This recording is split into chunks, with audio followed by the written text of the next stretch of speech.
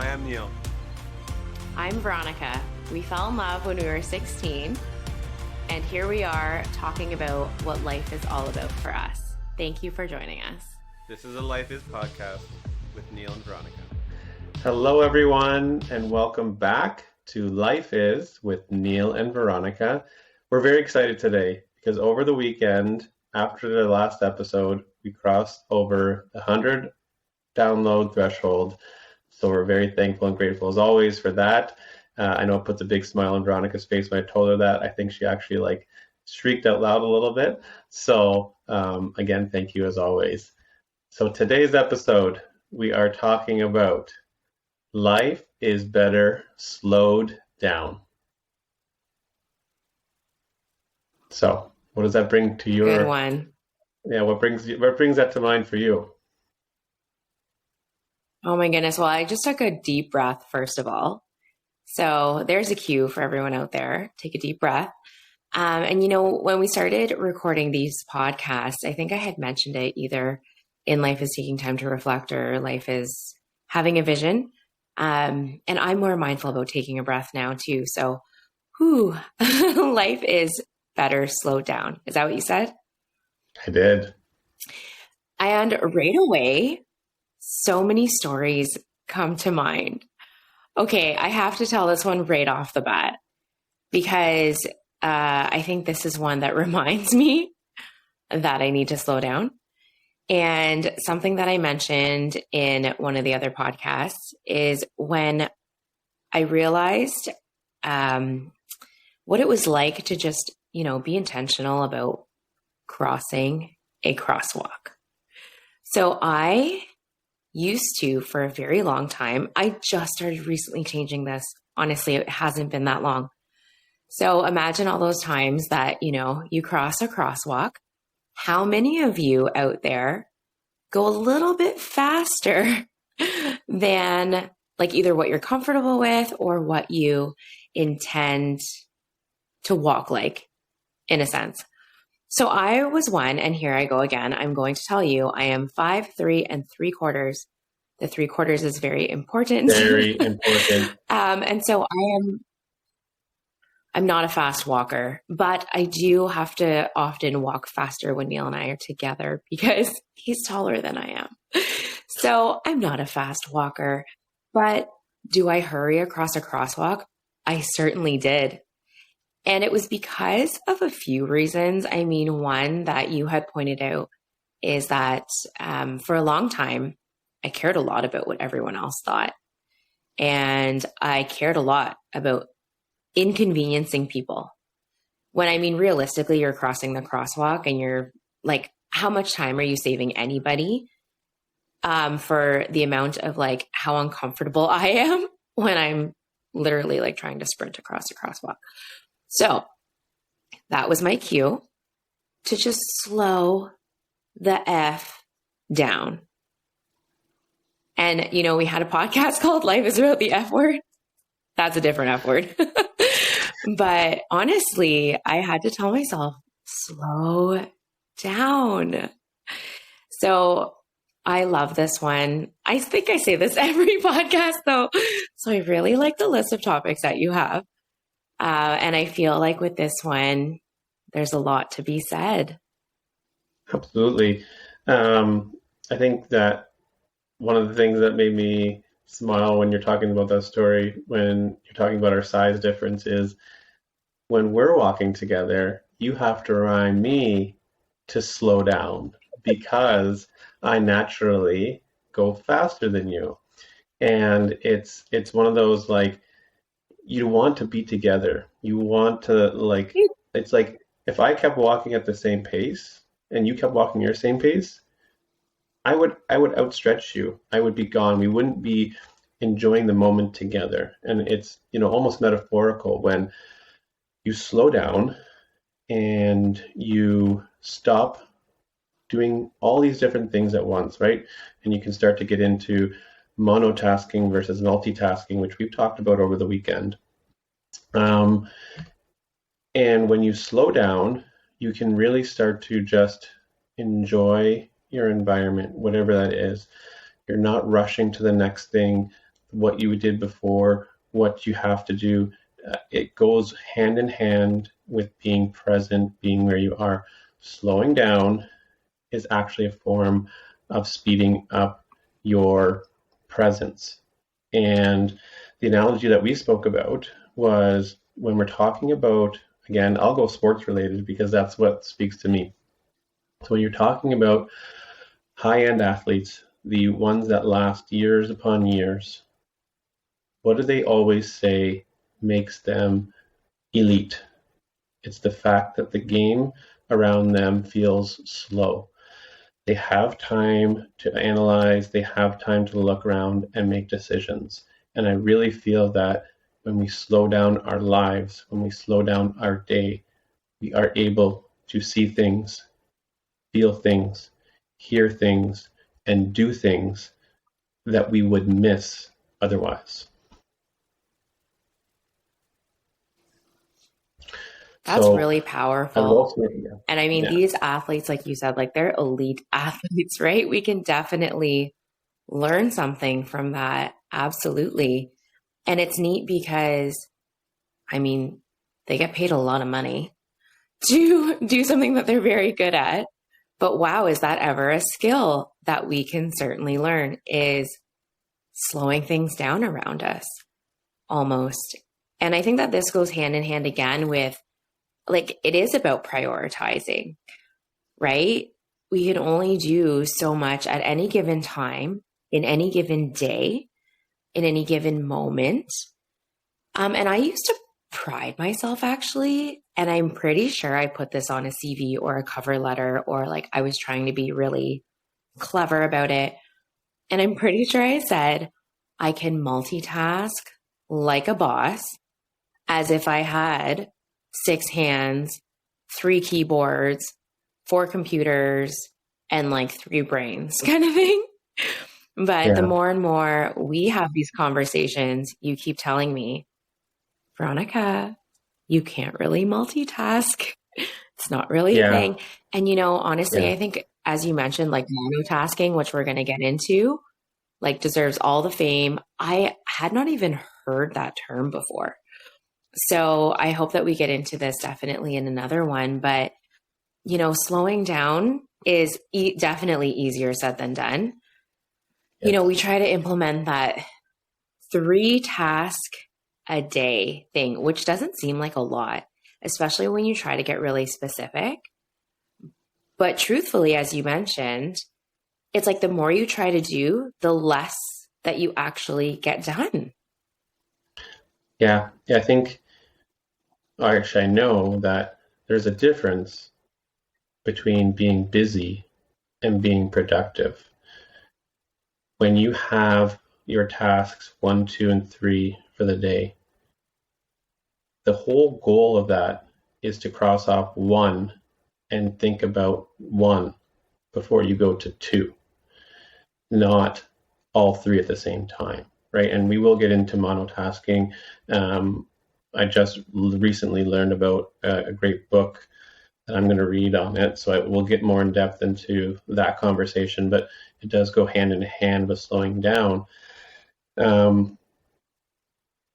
Because there's a few stories I'm sure that this will maybe bring up for you, but when you're always going fast or you're trying to do too many things at once, mistakes happen.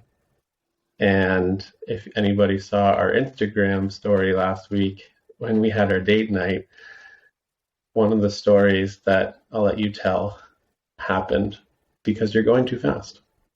I'll let them know about that. Yeah, sure.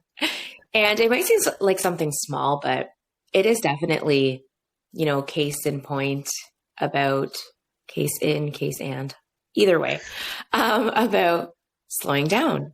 So, like, I went grocery shopping and I came home and our kiddos were in one of those phases where they loved oranges. So I don't Big know one. if you have kiddos that, you know, go through these phases where, yeah, where like they're like, I want to eat all the bananas in the world. And then all of a sudden they're like, I don't want to see another banana again. Like that happens. But anyways, they were in this huge vase with oranges. So here I am, rushing through the grocery store. Again, it's kind of like I'm driving sometimes, how much time am I actually going to save? In any case, here I am rushing. I get home. The kids are so excited because I just brought home a fresh bag of oranges. They were not oranges. They cut the bag open. They grabbed one. I think you had actually while I was trying to put some other stuff away, you were trying to cut one open and you were like, these are grapefruits. I was like, oh, okay. Well, I guess we're learning to enjoy grapefruits this week. But it was solely because I was rushing. And I can't tell you how many times, even, picturing putting away the groceries, it reminds me sometimes of when we used to plate up dinner. And feels like we were just trying to put it on the plates as fast, we could not give them a fork fast enough sometimes. And I was like, what precedents are we setting here? What routine are we setting? We just need to slow down and kind of model that too. And then I pictured also, the one day when I was trying to make salsa. Sarah knows the story very well. But I was trying to make salsa. What was I trying to do, Neil? I was trying to make salsa. I was trying to start dinner. I was, I think, putting away some dishes. I don't know how that's possible. Thinking about it and saying it out loud now. Yeah. I mean, focus on number one before you get to number two, what you said. But here I am. And if anyone has ever seen me in the kitchen, I love to cook. But I'm not a very organized cook, let's say. So Neil and I make a very good pair in the kitchen. But here I am trying to make salsa. Next time I try and do this, if I'm of that mindset, hopefully I would have slowed down and, focused on my salsa. But I feel like I'm going to have to take a photo if this ever happens again, because there was the perfect little video that Sarah had sent me about just being a whirlwind chef in the kitchen and stuff flying everywhere. And then it's not even enjoyable. I really love to cook. I really enjoy time in the kitchen. But I was making this salsa and I'm chopping these vegetables and I'm huffing and puffing. And Neil and I, we call them stress puffs. So, when you're we would call each other out on it sometimes because I feel like sometimes my body speaks before my mind will almost pick up on something, and Neil will say, oh, stress puff. So yeah, just slow down and make your salsa in an enjoyable manner. Right. So I believe in that story, it even spoke that life is better slowed down because when you cook slower, you enjoy it. You enjoy that hobby, you enjoy that cooking. So it really resonates with any activity, any thing that you're doing is to be able to enjoy it. You need to slow down and just be in the moment. And that's not necessarily to mean you have to be, all woo-woo and mindful about it. But I think that we really, I know you have gotten really good with each other about reminding each other when we need to slow down. Because previously, what you were saying a few minutes ago, it's hard. We want to rush, we want to get to the next thing, but why? And I know that it's something that we have to work on and almost remind each other every day because we get caught up in things. We want to move on to the next thing because we're excited or whatever it may be. Perfect point. We had a conversation with our middle son who's turning 6, and you're going over his cake options for him. So he's very into Super Mario right now. And for whatever reason, he goes, but mommy, when I'm 7, I want this. And when I'm 8, I want this. We're like, okay, let's focus on your 6th birthday, and then we'll decide about your 7th birthday. And it was that sort of moment where like we're just trying to remind him like, slow down, buddy, slow down. Yeah. And I tried to illustrate that to him. I was like, that's like over 700 days away. Like just for him to kind of grasp, like that's a while. But then he didn't even really get it in that moment. He was like, but I want to plan. And I'm like, we're a few days, like a few weeks away from your birthday now, and it, wow, was that ever a reflection in terms of like seeing it, in him almost, that he's past his 6th birthday celebration and we're not even there yet. Yeah. So, okay, here's the thing. You all know, new year, new me, garbage. We threw that in the garbage. It's fine. Yeah. You know what else we're going to throw in the garbage? Hustle culture. There's a stress puff. There's a stress puff. Did you hear that, everybody? So let me tell you why I stress puff there, because we will talk about this many times across probably even this year of our podcast. Words matter. Okay. One word makes a complete difference. And when you are, quote, in the hustle culture, you are going to mindfully be rushing whatever you're doing. I got to do this. I got to be hustling. I got to be hustling every day, every hour, every minute. I can't sleep. Like, slow down. Mm-hmm. You cannot take 2 steps before you take 1 step.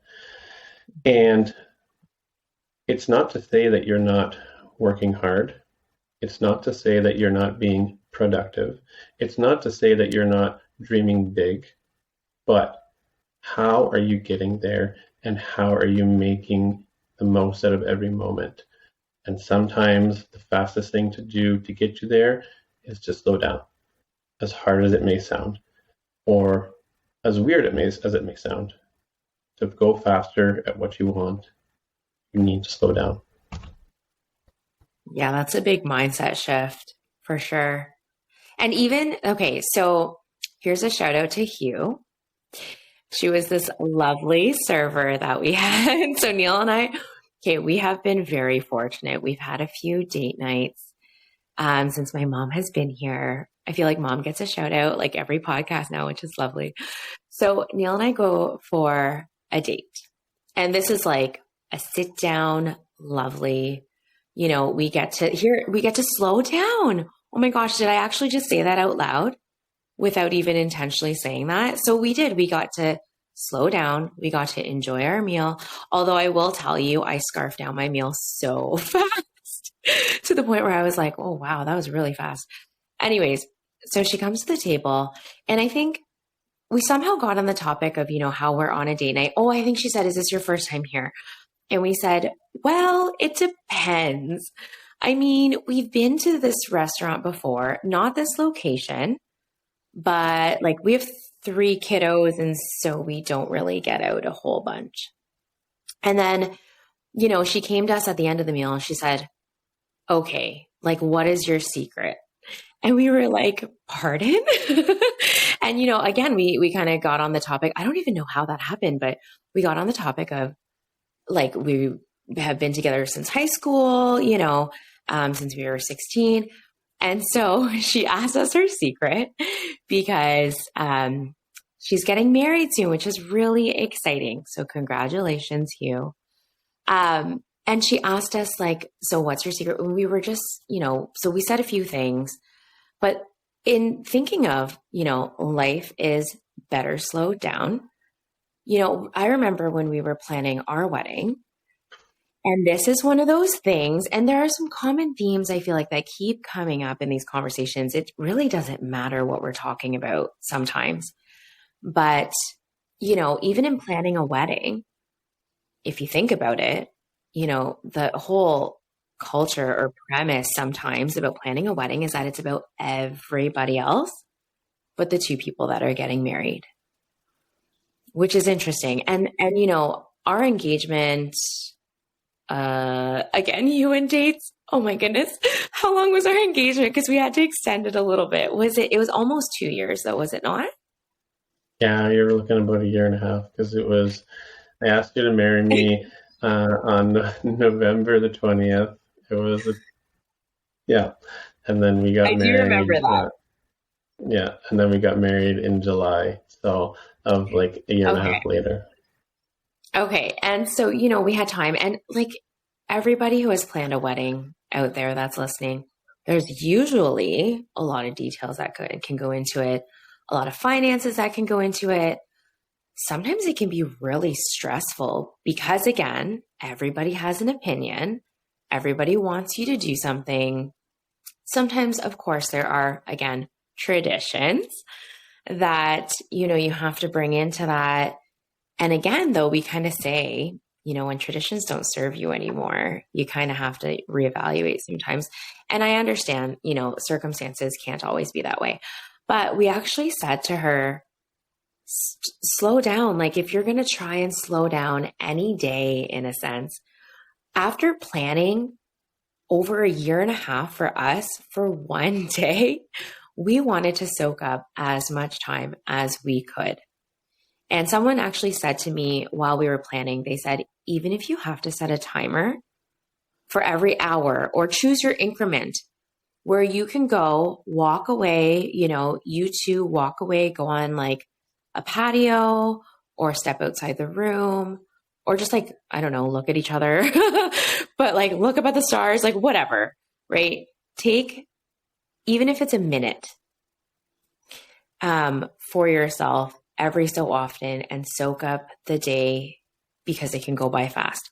Same thing with the age of our kids right now.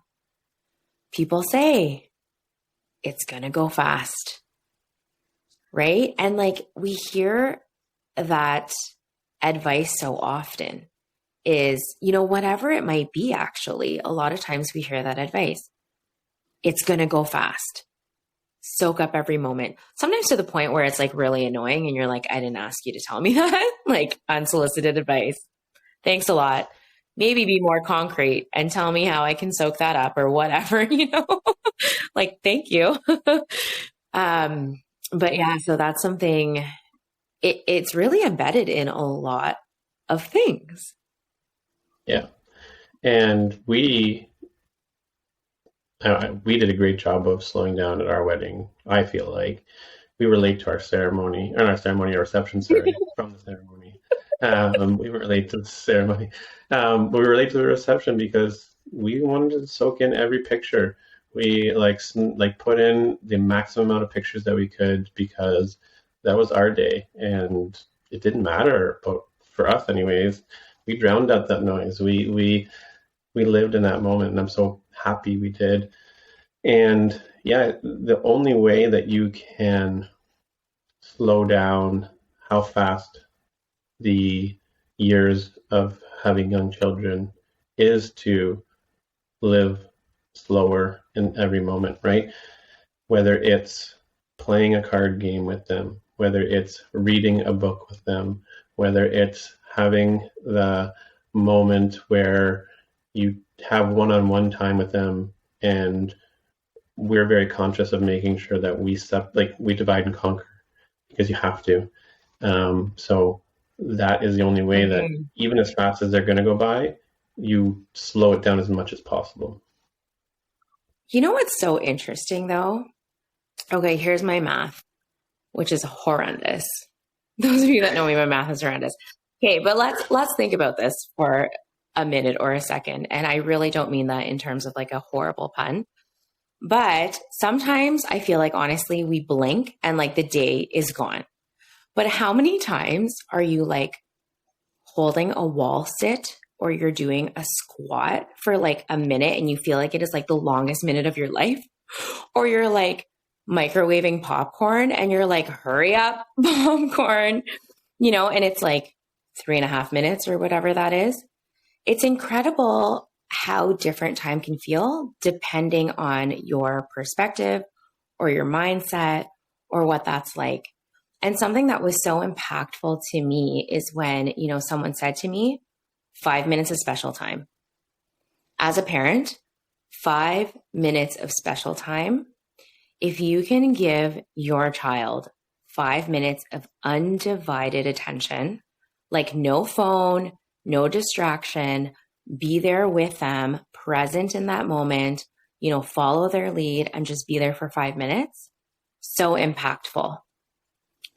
And that really shifted my mindset. And I was thinking, 3 kids, 5 minutes, 15 minutes, totally doable. And it almost took the pressure off, and we talked about this before, right? Like how, like we overscheduled before because we wanted everything. And then how, 5 minutes, right, can be so impactful. Yeah, it's hard. Slowing down is not an easy thing, but I know that when you have somebody that holds you accountable, when you work as a team, or you set yourself reminders, let's say, it becomes more impactful and you see what you can get from it. So I would just say, do it one step at a time. You're not going to be able to knock everything off, or you may not be able to sustain it for more than 20 minutes, but that's 20 minutes more than you were doing, and you should be celebrated for even taking or dipping your toe in the water or whatever is working for you, because the first step is the hardest step. But we'll talk about this another time, sure. Just don't wait. Don't wait to do it. Today is the best day to start, and I know that you will greatly benefit from slowing down for however many moments, minutes, days, or hours that you can, when you just start and not wait. Mm-hmm. So, and thank you for spending time listening to us. Yeah. And that, if this is part of your slowing down, if you're taking the time to just soak all this in and appreciate our stories and laugh along with us and take a tidbit or two from every episode, that is more than we could have ever asked when we started this conversational podcast, where you really get to see what we reflect on every day, because these conversations happen, and Veronica says, okay, whoa, let's not talk too much now. I want to just talk to you on the podcast, because if we say too much, we might forget it later. So that's sort of some of the genesis of these conversations, where we get into conversations when we slow down, when we take the time away from our distractions, and we're really able to reflect, put vision, all that stuff we've already talked about. Mm-hmm. And we get to have these moments, and now we get to share them. So I love how you even said, sometimes I'm a planner, right? So, if I was listening to this, I'd probably be like, okay, how am I going to slow down? What am I going to do? And what am I going to do concretely? But I love that you said you could do it right now if you wanted to, right? Even if you just take an extra long breath every once in a while, pause right before you jump into the next thing. I love the idea of a visual, though. I was just thinking, I'm like, okay, how am I going to start implementing this even for myself and be a little bit even more mindful about it? And I think I'm going to try something like putting a sticky note. So, I am definitely heating up the kettle numerous times in a day. So I'm looking over at the kitchen right now, actually. And I'm I'm going to put, I think a little sticky note on the backsplash. So every time I fill up that water, I'm just going to, I'm just going to stand. Maybe I'll stand there and watch the kettle boil. I'm pretty sure that's a quote of some sort. That you can't make it boil faster by staring at it. Yes. Right? Yes. Yeah, the saying goes, is a watched pot will never boil. But if you watch it, maybe you get a chance to slow down. So maybe we can change this saying.